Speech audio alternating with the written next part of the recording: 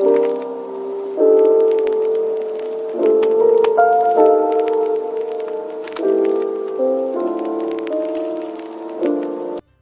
a leitura da Palavra de Deus, nosso irmão Alexandre vai estar lendo para nós. Segunda Epístola Universal do Apóstolo Pedro, capítulo 1, do verso 19 ao 21.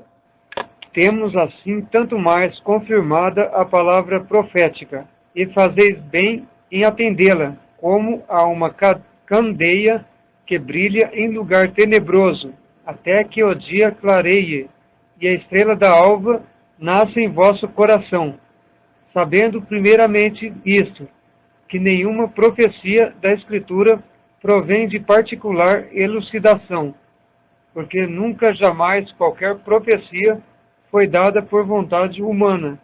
Entretanto, homens santos falaram da parte de Deus, movidos pelo Espírito Santo. Graças a Deus, então, aqui a leitura temática desta pregação, desse estudo que nós iremos hoje fazer, capítulo 14 de Zacarias, do qual nós vamos estar lendo e fazendo uma explicação, verso por verso, deste capítulo importantíssimo da palavra profética.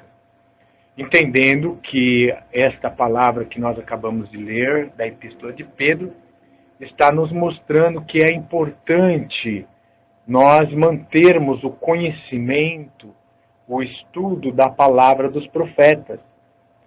O apóstolo aqui diz que bem fazemos, né, quando nós estamos atentos à palavra profética, porque ela é como uma candeia, uma luz que alumia em lugares tenebrosos, escuros. Então a palavra profética, ela é como um farol que ilumina o desconhecido, o futuro, né? O futuro, ele é desconhecido. Os servos de Deus devem ter, então, muito firme a palavra dos profetas, esse conhecimento que a igreja de Deus, ela traz da palavra profética, entendendo o seguinte, que as profecias não são de particular interpretação. Elas não devem ser interpretadas para agradar uma corporação religiosa ou uma ideia preconcebida. Não, nós não podemos elucidar as profecias dentro de uma particular elucidação, quer dizer, por desejos próprios ou movidos por uma ideia preconcebida, porque isso vai causar problemas. Porque se uma pessoa torcer alguma parte da palavra profética, conforme sua própria vontade, ele vai acabar se contradizendo com toda a Bíblia e vai ser obrigado a torcer mais partes da Bíblia. E por este motivo é que nós vemos muitas teorias artificialmente compostas de homens, que não é conforme a palavra de Deus, e muitos que seguem vão acabar se decepcionando, porque não seguiram a Bíblia, não seguiram a correta interpretação da hermenêutica bíblica e caíram, então, em ensinos errados. Então é importante nós sabermos disso, que a profecia não é de elucidação particular, ela deve ser entendida segundo a própria Bíblia, segundo o Espírito de Deus. Então as chaves de interpretação, elas estão corretamente delineadas na própria Bíblia. Por esse motivo nós devemos então manter a coerência bíblica quando nós estudamos a palavra profética. Baseado nisso, tendo já essa importante admoestação e advertência do apóstolo, nós vamos estar então estudando dentro do entendimento bíblico correto o capítulo 14 de Zacarias, que é um importante capítulo da profecia bíblica. Muitas pessoas às vezes leem as passagens de Zacarias, não entendem e têm dificuldades enormes para entender, porque não se encaixa muitas vezes com a teologia da qual a pessoa recebeu. E acaba se tornando então um mistério, muitas vezes, as profecias da Bíblia. Mas o povo de Deus tem por característica ter o correto entendimento da palavra de Deus. E este entendimento nós estaremos, então, agora demonstrando pela palavra de Deus aos nossos ouvintes que acompanham e estudam conosco, que possam ser bastante edificados com esse entendimento. Vamos, então, à leitura de Zacarias, capítulo 14. Nós vamos ler primeiro do capítulo 14 de Zacarias, do verso 1 até o verso 5. Vamos estar já explicando, e depois do verso 5 até o verso de número 14, até o 15. E assim por diante, na medida que o tempo nos permitir, estaremos verso por verso explicando a profecia de Zacarias 14.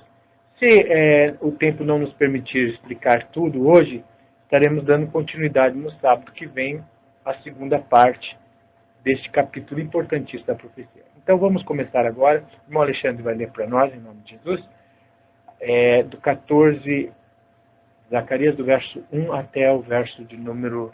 Eis que vem o dia do Senhor, em que os teus despojos se repartirão no meio de ti, porque eu ajuntarei todas as nações para a peleja contra Jerusalém, e a cidade será tomada, e as casas serão saqueadas, e as mulheres forçadas. Metade da cidade sairá para o cativeiro, mas o restante do povo não será expulso da cidade. Então sairá o Senhor e pelejará contra essas nações, como pelejou no dia da batalha. Naquele dia estarão os seus pés sobre o Monte das Oliveiras, que está defronte de Jerusalém para o Oriente. O Monte das Oliveiras será fendido pelo meio, para o Oriente e para o Ocidente, e haverá um vale muito grande. Metade do monte se apartará para o norte, e a outra metade para o sul. Fugireis pelo vale dos meus montes, porque o vale dos montes chegará até Azal. Sim, fugireis como fugistes do terremoto nos dias de Uzias, rei de Judá. Então virá o Senhor, meu Deus, e todos os santos com ele. Amém.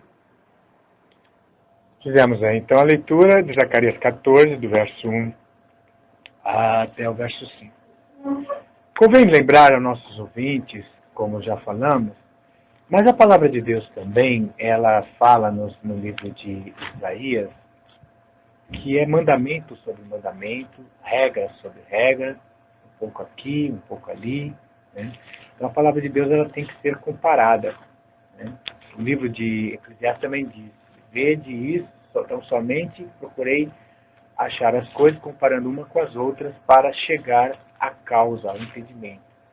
A gente tem que fazer isso. Né? O livro de Isaías, capítulo de número 28, diz que a palavra do Senhor assim, pois, a palavra do Senhor lhe será mandamento sobre mandamento, mandamento sobre mandamento, regra sobre regra, regra sobre regra, um pouco aqui, um pouco ali, para que caiam para trás e quebrante e lace e sejam presos. Ouvi, pois, a palavra do Senhor, homens escarnecedores que dominais este povo que está em Jerusalém. Então a palavra de Deus, ela é um pouco aqui, um pouco ali. Ela tem que ser examinada, estudada. E tem que ser de acordo com o contexto, né? Porque um verso tirado do contexto, ele gera um pretexto. E o pretexto gera uma falsa doutrina, né? Como nós lemos aqui em Zacarias 14, ele está falando de um dia, e este dia é o dia do Senhor. A Bíblia fala em muitos lugares sobre o dia do Senhor. O dia do Senhor se referindo ao dia em que o Senhor vai tomar posse por meio de um varão o qual ele elegeu, a saber, Jesus Cristo, ressuscitando dentre os mortos, para governar as nações da terra. Este varão, aprovado por Deus, o Messias, primeiramente ele pagou o preço da expiação dos pecados, derramando a sua alma pelos nossos pecados e purificando o santíssimo lugar no dia da sua morte, quando ele derramou o seu sangue, e este sangue, ele puríssimo, santificou e ungiu o santíssimo lugar. Jesus Cristo, então, é este varão que é eleito por Deus, em várias partes da palavra de Deus, fala a respeito dele.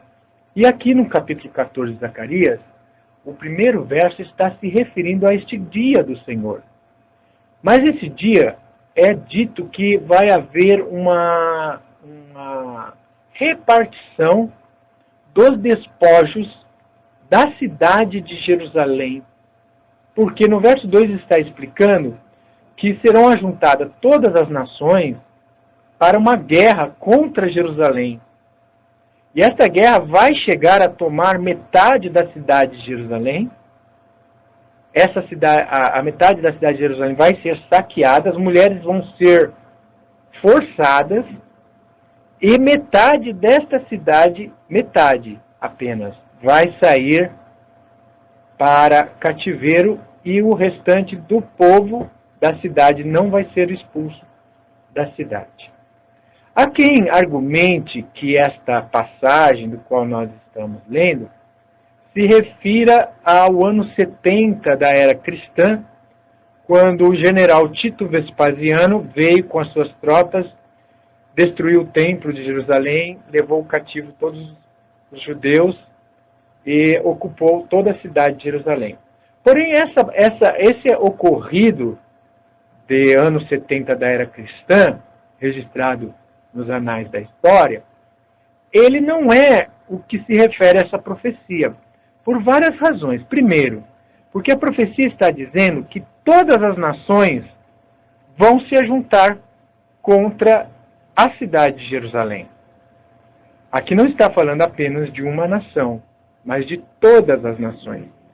Nós bem sabemos que no ano 70 da era cristã, só foi apenas o Império Romano que fez a invasão e a destruição do templo de Jerusalém e levou cativo os cativeiros de Judá.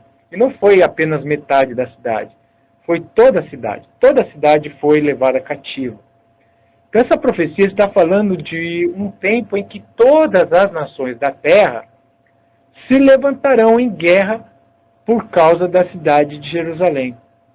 Essa profecia ela também é novamente mencionada no capítulo de número 12 de Zacarias, que fala desta mesmo ocorrido para os últimos dias, para o tempo em que nós vemos na profecia bíblica, descrita como Armagedon, uma grande batalha que vai ocorrer ali no Oriente Médio por causa da cidade de Jerusalém, por causa dessa briga que hoje existe entre o mundo árabe, os islãs, com Israel. Então vamos ler Zacarias capítulo 12, verso 1 ao 3. Sentença pronunciada pelo Senhor contra Israel. Fala o Senhor, o que estendeu o céu, fundou a terra e formou o espírito do homem dentro dele. Eis que eu farei de Jerusalém um cálice de tontear para todos os povos em redor, e também para Judá, durante o sítio contra Jerusalém. Naquele dia farei de Jerusalém uma pedra pesada para todos os povos. Todos os que a erguerem se ferirão gravemente, e contra ela se ajuntarão todas as nações da terra. Olha aqui, então nesta profecia de Zacarias 12, o contexto fecha com Zacarias 14. Está falando de um ajuntamento de nações por causa da cidade de Jerusalém, que ela vai se tornar uma pedra pesada e um cálice de tontear. Nós sabemos que depois que foi criado o Estado da Palestina, em 1948, por decreto da ONU, aquela região é uma região instável. Muitos cientistas políticos, e até mesmo diplomatas e estudiosos, historiadores, concordam que existe um impasse muito grande sobre a questão árabe-israelense e sobre a questão da cidade de Jerusalém. Então, a cidade de Jerusalém é motivo hoje de disputa por tríplice interesse, né? Pelo interesse cristão, pelo interesse islâmico e pelo interesse judaico, né? Então, aí existe uma disputa tríplice pelo domínio da cidade. Então, essa cidade tem sido motivo de guerras e instabilidades tremendas ali na região do Oriente Médio. Embora a ONU tente mediar os Estados Unidos por meio de resoluções, mas a situação tem sido sempre explosiva, sempre irremediavelmente sem solução até os dias de hoje. E essa profecia de Zacarias, escrita pelo menos 480 anos antes de Cristo, bem antes deste período, para nós vermos aí o poder que o nosso Deus Altíssimo tem, né, de nos falar das coisas vindouras do futuro, antes mesmo delas acontecerem. Então a profecia ela vem mostrar-nos a nós o poder de Deus, para que nós venhamos a temer a Deus e arrepender dos nossos pecados e guardar a sua palavra, para que nós venhamos também ser dignos neste dia da visitação do Deus Todo-Poderoso, quando Ele vai enviar Jesus Cristo com vara de ferro para reinar as nações da terra. Então, a profecia, esse estudo da palavra profética, ela vai iluminar nossos corações para que nós creiamos que Deus é o Deus verdadeiro, o Deus de Israel, né? Então, você que está acompanhando aí o estudo da palavra de Deus com a gente, vai percebendo aí como que Deus, já pelo seu grande poder, vem antevendo, através da palavra dos profetas, os acontecimentos que hoje nós ouvimos pelos jornais, pelos telejornais, pela rádio, pela internet, a respeito da instabilidade que hoje existe na região do Oriente Médio. Então, o livro de Zacarias 14 está falando deste dia. Então, isso também demonstra a nós que estamos vivendo momentos finais da mudança da história do curso deste mundo. Que Jesus está realmente próximo de vir, porque os dias finais são caracterizados por uma grande instabilidade por causa da cidade de Jerusalém, por causa do Oriente Médio. Então, neste dia, todas as nações da Terra vão chegar à conclusão de que devem resolver o problema da cidade de Jerusalém. Fazer a partilha da cidade de Jerusalém, provavelmente para criar o Estado da Palestina, né, tendo Jerusalém como capital. E isso vai fazer com que as nações da Terra entendam que devam tomar resoluções para resolver o caso da cidade de Jerusalém. A cidade de Jerusalém se torna uma pedra pesada e um cálice de tontear, quer dizer, vai deixar as nações fora do seu juízo, né? Porque o que é um cálice de tontear, né? A bebida, ela deixa a pessoa fora do juízo. Então está dizendo que Jerusalém vai deixar as nações ali em redor, o mundo islâmico, fora do juízo. Hoje nós vemos aí, por exemplo, o Irã, que está nesse afã de enriquecer o urânio 235, e isso pode, com certeza, dar ao Irã capacidade, até de 2011, início de 2012, de construir um artefato nuclear. E o presidente Mahmoud do Irã já disse que ele quer varrer Israel do mapa. O Irã já manifestou claramente o seu ódio, né, contra o Estado de Israel. Isso leva-nos a crer que a palavra profética está corretamente cumprindo-se nos nossos dias. E aqui diz então que finalmente, capítulo 14, esse dia do Senhor, as nações vão pelejar contra Jerusalém, vão desocupar metade da cidade de Jerusalém, as mulheres lá de Jerusalém vão ser forçadas e vão sair para cativeiro, né? Então, esse evento de Zacarias 14, verso 1 e 2, não tem como se encaixar com um evento que ocorreu no ano 70 da era cristã. Como nós já falamos aqui, porque na era 70 da era cristã, Tito Vespasiano representava somente o Império Romano, não era várias nações, e não foi somente metade da cidade expulsa, foi toda a cidade expulsa e o templo foi destruído. E este evento está profetizado em Daniel capítulo 9, sob a asa da abominação virá o assolador, e destruição estão determinadas sobre o teu povo ao final das 70 semanas, ou 490 anos profetizados no capítulo 9 de Daniel. E Jesus também fala, quando virdes Jerusalém sitiada com os teus exércitos, sabei que a sua desolação chegou. Então, essa profecia de Jesus, lá em Mateus 24, se refere, sim, à invasão de Tito Vespasiano. Mas Zacarias 14, verso 1 e 2, não tem elementos da descrição profética que se encaixe para nós afirmarmos que se cumpriu com o ano 70 da era cristã.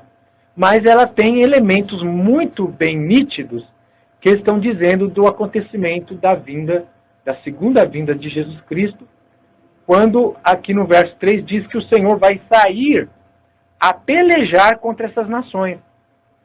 No ano 70 da era cristã, o Senhor não pelejou contra as nações que vieram contra Jerusalém, elas foram entregues. Né? Jerusalém foi entregue com os judeus ali, muitos foram crucificados ali ao redor de Jerusalém. Tudo isso está bem e nitidamente descrito na história pelo grande e famoso historiador Flávio Joséfo, no seu livro História dos Hebreus. Cumprindo-se, então, de forma muito precisa o que os profetas falaram a respeito dessa invasão, né, que aconteceria. Né? Mas ela não é o que está se referindo no capítulo 14, que já entra dentro de um contexto do Armagedon, da última grande guerra mundial, do conflito das nações, da ira das nações, como é descrita também no livro de Apocalipse. Né? Quando no toque da sétima trombeta ocorrer, haverá a ira das nações em Apocalipse capítulo 11, versículo de número 18. Né? Então aqui nós vemos este mesmo contexto da ira das nações nos dias finais da vinda de Jesus. No verso 4 de Zacarias, diz que naquele dia, quer dizer, o mesmo período que vem, eis que vem um dia do Senhor, quer dizer, nós vamos ver que é o mesmo período, conhecido como dia do Senhor, naquele dia estarão os pés do Senhor, né, sobre o Monte das Oliveiras. Né? Há versões que diz, verdadeiramente os pés do Senhor repousarão sobre o Monte das Oliveiras. É muito maravilhoso nós sabermos que Jesus ele vai vir com grande poder e glória, ele vai vir com uma armada de anjos, né, celestiais, que virão pelejar a favor do Senhor Jesus, porque ele é Rei dos Reis, Senhor dos Senhores. Ele tem uma afiada espada aguda que sai de sua boca, e com ela vai ferir as nações da terra, e ele mesmo é que vai pisar o lagar da ira do Deus Todo-Poderoso. Então Jesus é o varão eleito por Deus Pai para pisar o lagar. Né? A seara está madura, já chegou o momento, a vindima está na hora. Essa ceifa é descrita na Bíblia como a volta do Senhor Jesus. Então o Senhor Jesus Cristo ele vai voltar reluzente, em grande glória, com seus poderosos anjos pelejando a favor dele, e a igreja vai encontrar com o Senhor Jesus Cristo nos ares. 1 Tessalonicenses, capítulo 4, verso 16, o mesmo Senhor descerá do céu, com voz de arcanjo e alarido, de trombeta, né? E os mortos ressuscitarão primeiro, nós não precederemos os que dormem, né? Mas nós seremos depois transformados e seremos, elevados, arrebatados a encontrar, um encontro da igreja com o Senhor nos ares. E aí o Senhor desce desta posição dos ares para o Monte das Oliveiras, como diz Zacarias 14. Naquele dia, os seus pés estarão sobre o Monte das Oliveiras, cumprindo o que foi predito que foi predito na ascensão de Jesus Cristo. Vamos ler lá Atos capítulo 1, quando foi predito que na ascensão de Jesus Cristo, os anjos prometem que ele vai voltar da mesma forma que ele foi para o céu, e nós vamos ver algo curioso, importante, em Atos capítulo 1, do lugar onde Jesus Cristo ascendeu para os céus, nas nuvens, né? Uma nuvem ocultou. Vamos ler então Atos capítulo 1, versículo de número 9 até o versículo de número 12. Ditas estas palavras, foi Jesus elevado às alturas, à vista deles, e uma nuvem o encobriu dos seus olhos. E estando eles com os olhos fitos no céu, enquanto Jesus subia, eis que 2 varões vestidos de branco se puseram ao lado deles. Lhes disseram: varões galileus, por que estáis olhando para as alturas? Esse Jesus que dentre vós foi assunto ao céu, virá do mesmo modo como o vistes subir. Então voltaram para Jerusalém, do monte chamado Olival, que dista daquela cidade tanto como a jornada de um sábado. Então, por essa leitura do irmão Alexandre, nós percebemos que ali no livro de Atos está dizendo que Jesus ele subiu na presença dos apóstolos. Ele estava em que lugar quando ele começou a subir ali na presença dos apóstolos, o irmão Alexandre? No monte chamado Olival, né? Então, o Monte das Oliveiras, exatamente. Foi dali que Jesus subiu para os céus. E os anjos vão fazer uma promessa de que ele vai voltar aonde? No mesmo lugar. Nós vemos que precisão da palavra de Deus ali em Zacarias 14, né? Que diz que naquele dia, quando o dia do Senhor vier, os seus pés estarão repousando sobre o Monte das Oliveiras.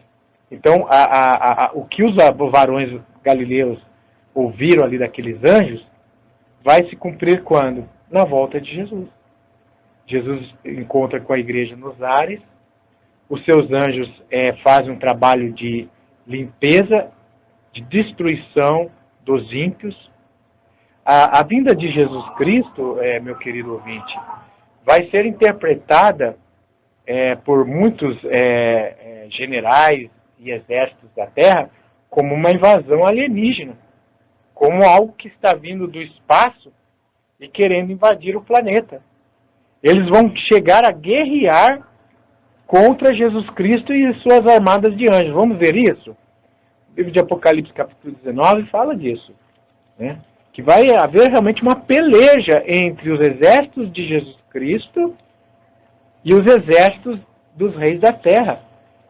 Então eles não vão entender, eles não vão receber Jesus aqui de braços abertos. Vem, Senhor Jesus, reinar sobre nós. Eles vão entender que isso é uma invasão, né? Porque na verdade Jesus vem para tomar da mão dos poderosos da terra os reinos do mundo. Então Apocalipse capítulo 19 diz no verso de número 11 até o verso de número 15. Vamos ler. Vi o céu aberto, e eis um cavalo branco. O seu cavaleiro se chama Fiel e Verdadeiro, e julga e peleja com justiça. Seus olhos são chamas de fogo, na sua cabeça há muitas diademas. Tem um nome escrito que ninguém conhece, senão ele mesmo. Está vestido com um manto tinto de sangue, e o seu nome se chama o Verbo de Deus.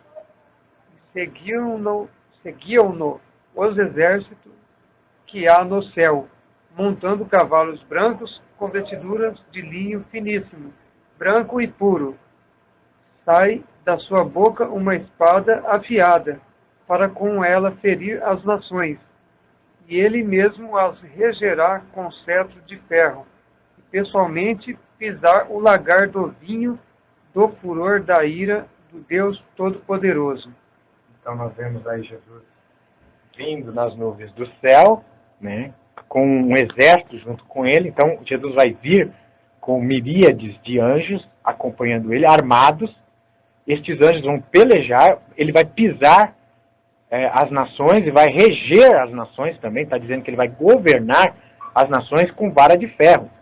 Então tem gente que pensa, Jesus vai vir com amor, paz e amor. Não, ele vai vir com justiça. Pessoas desobedientes, pessoas profanas, pessoas mundanas, serão aniquiladas pelo resplendor da vinda de Jesus. E vai haver um julgamento das nações.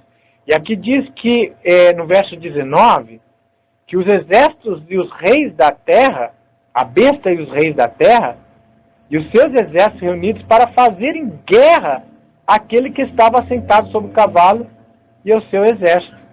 Então os exércitos da besta e a própria besta, que é o Império Sacro Romano, né, vão fazer guerra contra aquele que está vindo nas nuvens do céu. Não vão receber de braços abertos, não. Você percebe, meu ouvinte, que não vai ser assim, vem Jesus reinar sobre nós, né? Nós estávamos aguardando, né? Até muitos que acham, né? Que dizem, vem Senhor, né? Aguardamos o Senhor, né? Não vão gostar nem um pouco da vinda de Jesus, não. Porque Jesus vai vir com justiça, para reinar com justiça, e muitas pessoas vão cair do cavalo. Muitas pessoas vão se decepcionar pensando que uma coisa era de um jeito e é de outro, né? Porque o mesmo Senhor Jesus ele falou que vai reunir muitos daquele dia e vão falar, Senhor, em teu nome nós profetizamos, em teu nome nós fizemos milagres, maravilhas, né? E o Senhor Jesus vai falar abertamente, eu não vos conheço. Vocês que são contra a lei, que pratica a anulação da lei, a anomia, né? Apartai-vos de mim para o fogo, né, onde está o diabo e seus anjos. Quer dizer, vai haver muita decepção, muitos que acham que são do Senhor, né, mas que são desobedientes, não ouvem a palavra de Deus, não colocam em prática a palavra de Deus, apenas uma capa de religiosidade, né? Muitos grandes pregadores hoje que não pregam a palavra de Deus de acordo com a vontade de Deus, mas pregam mais por interesse, às vezes de ter poder, de ter dinheiro, né? Pelos bens desse mundo. Esses homens vão se decepcionar com a vinda de Jesus, porque a vinda de Jesus vai ser uma vinda de justiça. Então, naquele dia, verdadeiramente, meu ouvinte, os pés do Senhor Jesus Cristo estarão sobre o Monte das Oliveiras. Então, essa profecia de Zacarias, ela fecha o seu entendimento com o Armagedon e a volta de Jesus Cristo. Está falando da volta do Senhor Jesus Cristo sobre a terra para vir reinar. E quando Jesus estiver voltando, Israel, Jerusalém, vai ser protegido e liberado pelo Senhor. Nós vamos ver que quando ele toca os pés sobre o Monte das Oliveiras, o Monte das Oliveiras fende ao meio e cria-se um vale extenso. Quando houver isso, provavelmente um terremoto, ao Senhor voltar e tocar, vai haver um terremoto. Isso faz com que aqueles perseguidos, metade da cidade de Jerusalém que estão ali, vão fugir pelo meio do vale aberto pelos pés do Senhor Jesus. Por isso que nós não podemos dizer que o verso de número 2 do capítulo 14 de Zacarias seja referência à invasão de Tito. Porque daí ficaria incoerente. Como que vai ter pessoas lá do tempo de Tito fugindo no meio do vale dos pés abertos pelo Senhor Jesus? Então o Senhor Jesus toca no Monte das Oliveiras, o Monte das Oliveiras abre e diz que esses que estavam ali na metade da cidade vão fugir por ali. Então isso está provando que o verso 2 está ligado com o verso 5. Não tem como você desmembrar. Por que nós falamos isso? Porque existe teologias aí que ensinam que a terra vai ficar vazia, que vão morrer tudo, não vai sobrar nem raiz, nem ramo aqui, nem de uma folhinha vai ficar em pé aqui na terra. O diabo vai ficar preso circunstancialmente aqui no planeta, porque não tem quem tentar, ensinam isso. E a igreja vai lá para o céu. lá para o trono de Deus, ficar 1000 anos lá no trono de Deus. Só que aqui em Zacarias 14 isso não condiz, porque primeiro diz que Jerusalém vai ser cativa metade da cidade, quer dizer, está falando de Jerusalém terrena, está falando que é o mesmo dia que Jerusalém terrena, metade sai para o cativeiro, o Senhor peleja contra essas nações, e neste dia, quer dizer, nesse mesmo período, o Senhor Jesus coloca os seus pés no Monte das Oliveiras. Então, este período que Jesus coloca os pés sobre o Monte das Oliveiras está se referindo à sua volta, à sua segunda vinda. Mesmo porque, meu querido ouvinte, a Bíblia não fala de 3 vindas de Jesus Cristo. Quem ensina ou crê no ensinamento de ir embora para o céu, forçosamente vai ter que ensinar uma terceira vinda de Jesus. Uma segunda para buscar a igreja, uma terceira para voltar para a terra. E a Bíblia não fala disso. A Bíblia não tem nenhuma parte dela que fala de Jesus voltar terceira vez. A Bíblia fala que Jesus vai voltar segunda vez para reinar sobre a terra. Vai destruir os ímpios, aqueles que vão resistir, que vão guerrear contra ele. Vai haver restante das nações, nós vamos ver no sábado que vem, na continuidade do estudo de Zacarias 14, que vai haver restante das nações que estarão submissas a este governo de Cristo. Por este motivo é que o diabo vai ser preso. O diabo ele é preso exatamente para não enganar as nações.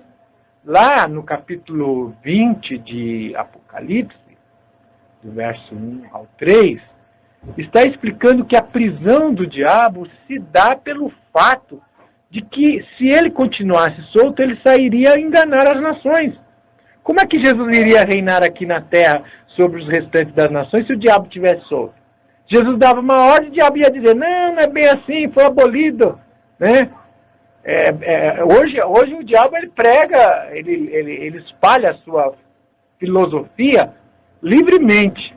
O inimigo ele espalha a sua filosofia livremente, negando a palavra de Deus. A palavra de Deus diz uma coisa, o inimigo sopra outra. A palavra de Deus diz que a lei de Deus, os 10 mandamentos ainda estão em vigor, o inimigo fala, não é bem assim. A palavra de Deus diz que o homem é mortal, o inimigo diz, não é bem assim. A palavra de Deus diz que Jesus Cristo é o Filho de Deus, o diabo diz, não é bem assim. Então, como é que pode ter unidade espiritual se o inimigo ele trabalha livremente, né?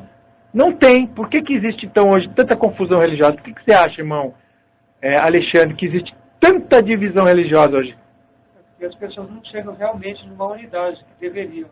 E por que elas não chegam a uma unidade? Por que acontece isso? As pessoas não buscam o mesmo espírito, né? Elas não estão sendo orientadas pelo mesmo espírito, né? Muito bem. Então, tem confusão religiosa porque o diabo opera. O diabo está aí solto.